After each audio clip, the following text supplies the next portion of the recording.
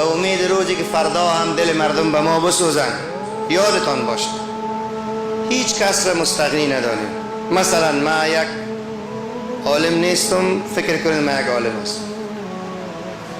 ما میگم که یک عالم چنان عالمی نیستم که باید عالم باشم، فکر کنید ما یک عالم هستم. ما که مردم برادرها به ما دل بسوزانید، به ما دعا کنید. درست انشاءالله؟ ایده نگوید که نه خوبه بیچاره خوب آدم بود. نه، از زیر دل ما برای شما این دعا کردم. نه یعنی تو با تک تکتان اگر از ما پیش مردین براتون دعا میکنم. ما پیشتر شاید 2 پاره قرآن خوانده باشم ولی نباید میگفتم. با بعضی ها شاید 30 پاره قرآن خوانده ولی او خبر نداره. او خبر نداره، فامیلش هم خبر نداره. با خاطر میخوانم که فردا به ما بخوانند. مرگ برادران عزیز توفه است. مرگ خوابتان میپرانه. مرگ حق است. مرگ آمده نیست. چی آمادگی داری؟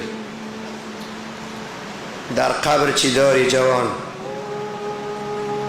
یادت بر وقت 3 تا کفن مردا و 5 تا کفن خانم ها برش میپیچند. در بین کفن چی داری؟ ما زنده را گپ زده رایست، مرده را نمیگم. مرده را دعا دارم بگوین الله اکبر. مرده با یک مریض را هم میکنیم ها. مرده مریض نیست، مرده مریض کلان است. با یک کسی که سرش جو جو شود زنده باشه رحمت میانه. هرچی گناهگار هم باشه رحمت میایه. دست و پایش بریدگی باشه، روداش کنده اما نیم جان باشه رحمت میانه. مرده را بیشتر از رحم کن. حالا صدای ما را فرشته ها به گوش میرسانه. مرده را میگم فعلا شاید آورده باشن یا در راه باشن. حضرت محمد مصطفی علیه السلام می فرماید که مرده هایتان هر چی عاجل تر دفن کنه به سزای اعمالشان برسن، یا سزای خوب یا سزای بد. این کنتم خیرا فخیر و این کنتم شرا فشر.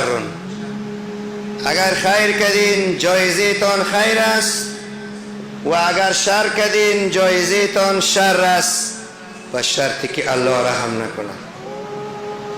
ولی اگر خیر کردین خود جایزه تان خیر است. اگر شر هم کردین یک مقدار خیر داشتین. اگر بحر رحمت خداوند در جوش آمد باز جایزه تان دوباره خیر است. ما مرده های خود را به رحمت خدا می اسپاریم.